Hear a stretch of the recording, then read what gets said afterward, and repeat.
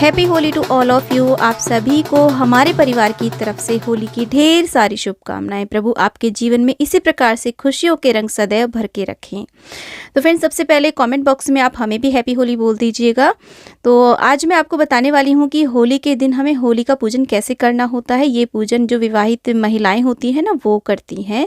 और अगर आप सुहागन हैं तो पूरे 16 श्रृंगार करके अपनी शादी की चुनरी या फिर पीलिया ओढ़ करके जाएं और अपने बच्चों को इस पूजन में आप साथ अवश्य रूप से लेकर के जाएं, क्योंकि ये त्यौहार, ये जो पूजन होता है ना, ये बच्चों के लिए विशेष होता है। तो बच्चों को आप मीठी मालाएं, यानी कि टॉफ़ी, चॉकलेट, बिस्किट की जो मालाएं आती हैं ड्राई फ्रूट की, उन्हें पहना करके ले जाया जाता है। बच्चे बहुत ही खुश होते हैं। बच्चों को इस पूजा में आप अपने साथ जरूर लेकर के जाएं। ये पूजन सुबह के समय होता है और जब तक पूजन नहीं किया जाता तब तक कुछ भी नहीं खाया जाता, तब तक व्रत किया जाता है। पूजन करने के बाद में आप सामान्य भोजन कर सकते हैं। और जहाँ कहीं भी आपकी कॉलोनी में, गांव में होली रखी गई हो, वहाँ पर आप आ जाएं इस प्रकार से। और यहाँ पर देखिए, जल का छींटे दे करके हमने भूमि का शुद्धिकरण कर लिया है। और इसके बाद में हम यहाँ पर चौक बनाएंगे। आटे से और हल्दी से चौक बनाया जाता है। तो सुबह सुबह, ये बहुत अर्ली मॉर्निंग तो नहीं, 9-10 बजे, 11 बजे तक आप इस पूजन को कर सकते हैं बहुत ही आराम से। तो हम यहाँ पर देखिए चौक बांध रहे हैं। तो हम चौक में स्वास्तिक बना रहे हैं। बहुत ही सिंपल होता है और बहुत ही शुभ चिन्ह माना जाता है। तो स्वास्तिक आप ऐसे आटे से बना लें और हल्दी कुमकुम इस पर हम अर्पित कर देते हैं। और बड़कुल्ले, जिन्हें हम बुरकुली भी बोला जाता है, उन्हें आप इस पर 5 या 7 की संख्या में ऐसे जमा दें। और उसके ऊपर जौ की बालियाँ रखी जाती हैं। 5 या 7 आप जौ की बालियाँ ऐसे अर्पित कर दें। गेहूं की अगर आपके पास हो या गेहूं की अर्पित की जाती है तो गेहूं की भी आप अर्पित कर सकते हैं। यहाँ पर जो हमने गोबर से नारियल बनाया था ना, वो इस प्रकार से टीका लगा करके और दक्षिणा रख करके ऐसे नारियल भी अर्पित कर देंगे। आप चाहें तो जो गोला होता है ना, जो ड्राई फ्रूट वाला गोला होता है, वो भी अर्पित कर सकते हैं, या फिर नारियल भी आप यहाँ पे भेंट कर सकते हैं। एक धूप दीप हम यहाँ पर प्रज्वलित कर देंगे। अब देखिए, किसी किसी के यहाँ पर ठंडी होली पूजती है, तो आप धूप दीप यहाँ पर प्रज्वलित ना करें। हमारे यहाँ पर दिया जलाया जाता है, तो आप ऐसे भी धूप दीप जला सकते हैं। देखिए, ये एक स्थानीय पूजन है।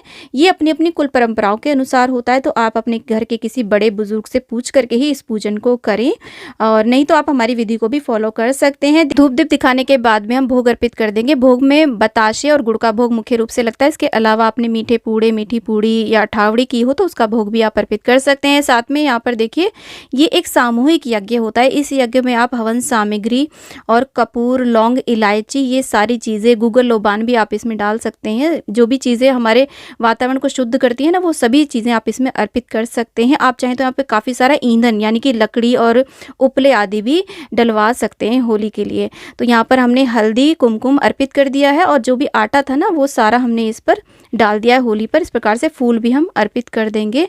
आप फूल माला भी अर्पित कर सकते हैं। तो इस प्रकार से हमें होली का पूजन करना होता है।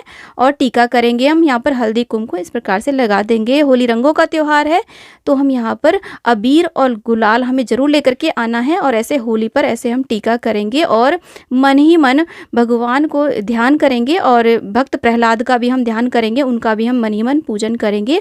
और जो हाथ में गुलाल बच जाएगा तो उसे आप इस प्रकार से अपने माथे पर जरूर सजा लें। ये बहुत ही शुभ रहता है। बच्चों को भी आप टीका अवश्य रूप से करें। हाथ में हम जल लेकर के इस प्रकार से 3 बारी या 5 बारी ऐसे वार देते हैं, प्रार्थना करेंगे, क्षमा याचना करेंगे और उसके बाद में हम फेरी करेंगे। तो फेरी के लिए आप कच्चा सूत या कलावा भी ले सकते हैं।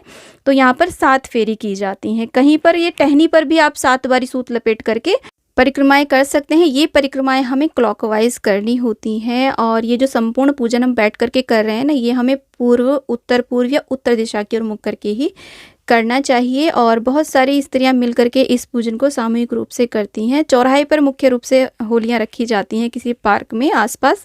ये होली जो है ना, बहुत बड़ा सामूहिक, किसी भी कॉलोनी का, गांव का, क्षेत्र का बहुत बड़ा सामूहिक यज्ञ माना जाता है।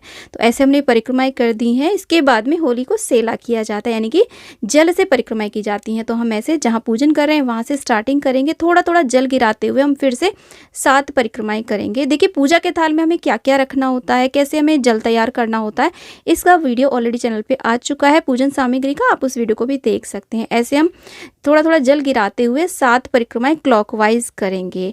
इस प्रकार से हम पूजन करते हैं। पूजन करने के बाद में घर आकर के हनुमान जी का पूजन, अठावड़ी की जाती है और पितृ पूजन किया जाता है और देवी की भी धोक ली जाती है।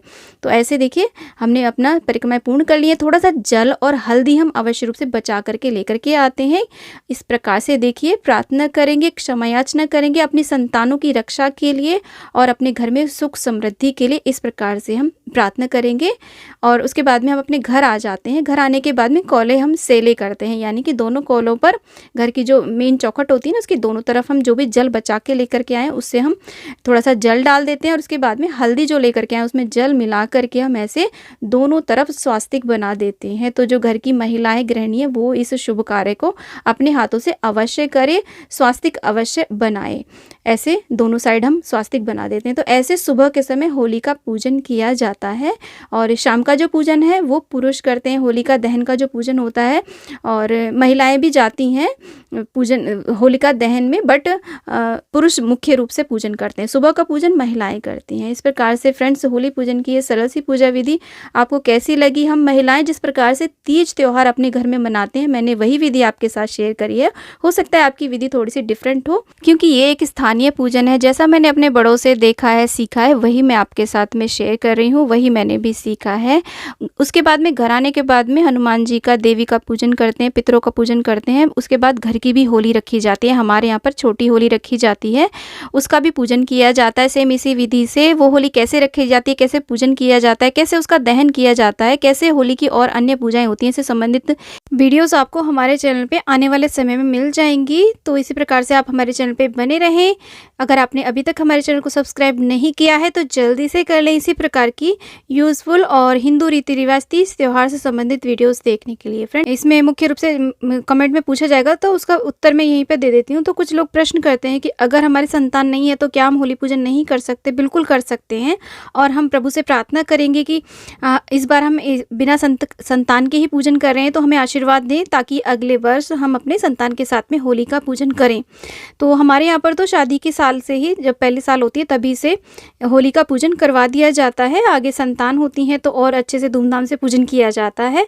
तो फ्रेंड्स, उम्मीद करती हूँ कि आज का ये वीडियो आपके लिए बहुत ही यूज़फुल रहा होगा। तो वीडियो थोड़ा भी यूज़फुल लगा है, ज्ञानवर्धक लगा है, इंटरेस्टिंग लगा तो प्लीज़ वीडियो को लाइक शेयर, चैनल को जरूर सब्सक्राइब करें और कमेंट बॉक्स में राधे राधे हैप्पी होली अवश्य लिखें। फ्रेंड्स, आप सभी को होली की बहुत बहुत शुभकामनाएं। हैप्पी होली, राधे राधे।